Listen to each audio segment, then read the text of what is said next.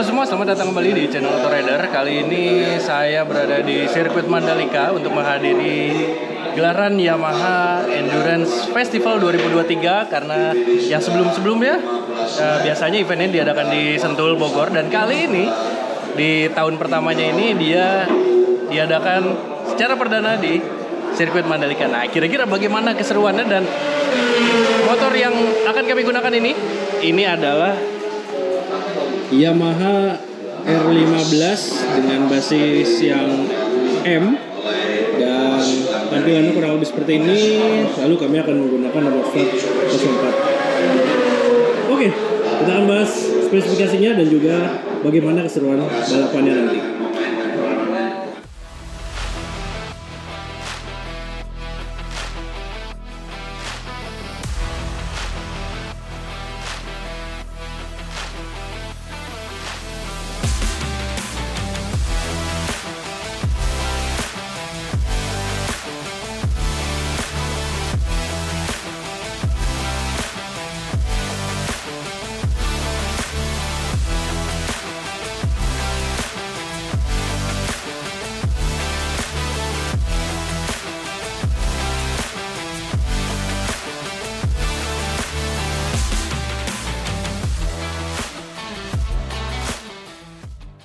Ya, di balapan kali ini kami tergabung dalam kelas media, jadi ada 4 motor yang turut serta di balapan ketahanan 2 jam kali ini. Nomornya 1, 2, 3, dan 4, dan ini nomor start kami. Dan satu tim akan ada 2 pembalap yang bergantian untuk menyelesaikan balap ketahanan kali ini. Nah, untuk spesifikasinya bisa dilihat kalau dari keseluruhan bodi dia nggak terlalu banyak ubahan. Sini cuma paling jelas spionnya dicopot, terus ini lampu utamanya udah nggak ada, dan ini di areanya juga nggak diaktifin. Lampu-lampu semuanya nggak diaktifin kecuali lampu belakang. Kemudian perubahan berikutnya adalah di undercoil-nya. Di sini kelihatan undercoil-nya ada beberapa sponsor yang menempel, ada Yamalub, lalu ada RCB, Kayaba, IRC, NGK, terus ada spare part asli Yamaha dan Sky. Kemudian bagian belakangnya, dia belum pakai seat cover, jadi masih menggunakan jok pembonceng, tapi dilapis dengan stiker seperti ini. Kemudian spakbornya sudah dicopot.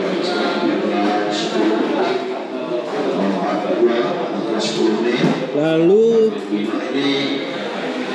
ada beberapa part aftermarket yang menempel di motor ini.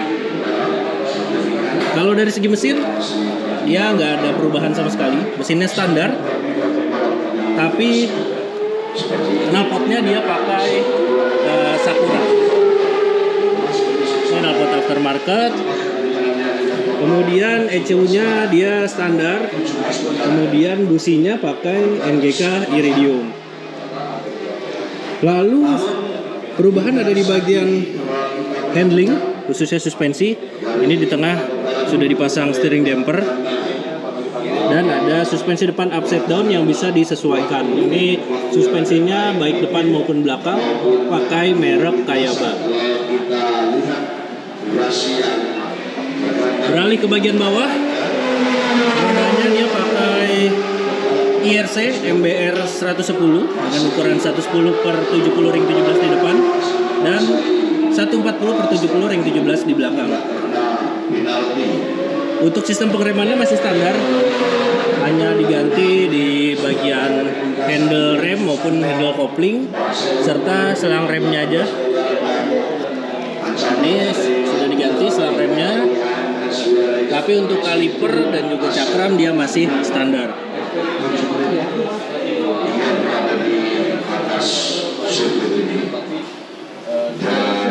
Kemudian yang berbeda adalah ini footrest-nya.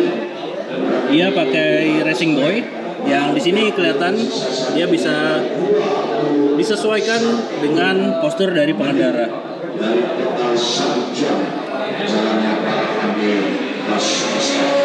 Terus yang asiknya lagi, dia masih punya fitur quick shifter. Nah, jadi quick shifternya ini tetap aktif ketika dipakai di lintasan. Lalu untuk menguatkan sebagai motor balap, dia perpindahan giginya model GP Shift. Jadi satunya ke atas, dua dan berikutnya dia ke bawah.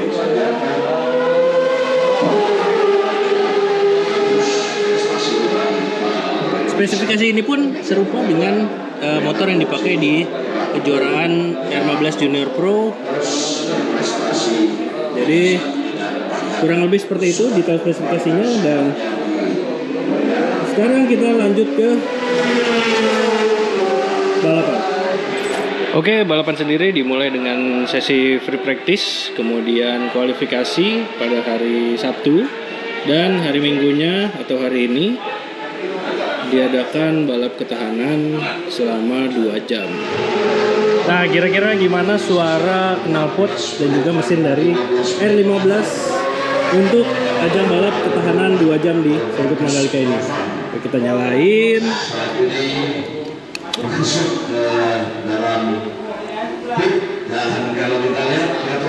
Oke, ini udah dibikin permanen di lakban, jadi dia selalu nyala.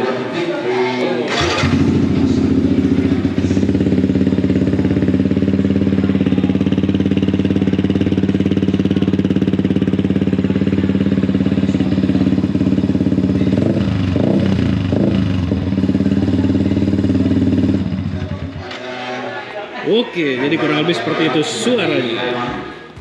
Usai menjalani latihan bebas dan kualifikasi, kami mendapatkan posisi start ke-12 dari total 17 tim. Balap ketahanan pun dimulai selama 2 jam. Peraturannya, setiap tim memiliki 2 pembalap. Nantinya, tiap pembalap harus bergantian dalam waktu maksimal 30 menit sekali. Di balapan ini, saya menjadi rider kedua dengan warna beige kuning. Nah, bagaimana rasa berkendara di sirkuit Mandalika? Karena event ini diadakan tepat seminggu setelah MotoGP, maka racing line pun masih terlihat sangat jelas. Ditambah, grip aspal juga terasa sangat mencengkram, sehingga pembalap bisa fokus untuk mencatat waktu tercepat, alih-alih memikirkan kondisi lintasan. Karakter sirkuitnya yang sangat mengalir membuat Yamaha R15 ini bisa dipacu hingga performa terbaiknya. Bahkan di lintasan lurus bisa mencapai kecepatan di atas 120 km per jam. Namun, ada beberapa tikungan yang cukup tricky, karena ujung lintasan tidak terlihat. Jadi, Anda perlu masuk dan keluar dengan tepat di racing line agar tidak melebar keluar sirkuit. Lalu, bagaimana dengan motornya? Yamaha R15 dengan beberapa modifikasi minor ini sangat mumpuni untuk melibas sirkuit Mandalika. Perubahan di area suspensi dan ban sedikit banyak memberikan pengaruh tambahan terhadap handling. Motor pun dengan lincah bisa diajak meliuk-liuk di sirkuit tersebut. Asiknya lagi, motor juga terasa ringan. Bagi saya yang memiliki postur setinggi 175 cm, Yamaha R15 masih cukup nyaman untuk dikendarai di lintasan balap. Yuk, mari nikmati suara raungan knalpot dan sensasi tikungan sirkuit Mandalika ini.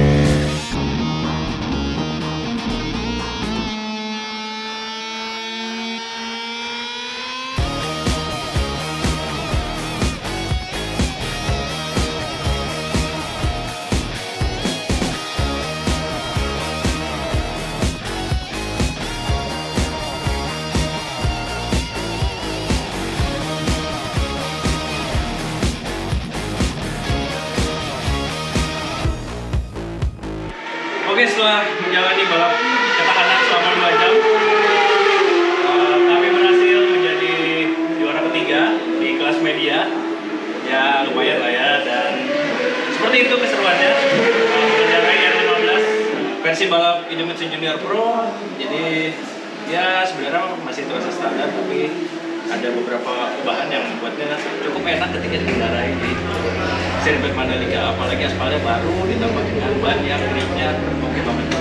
Jadi kurang lebih seperti itu video kali ini. Terima kasih untuk anda yang sudah menyaksikan video ini sampai habis dan juga sudah like, subscribe channel Autoraider. Dan main juga ke website kami di www.autoraider.com dan Instagram kami di @autoraider.com. Sampai jumpa di video berikutnya. Dah.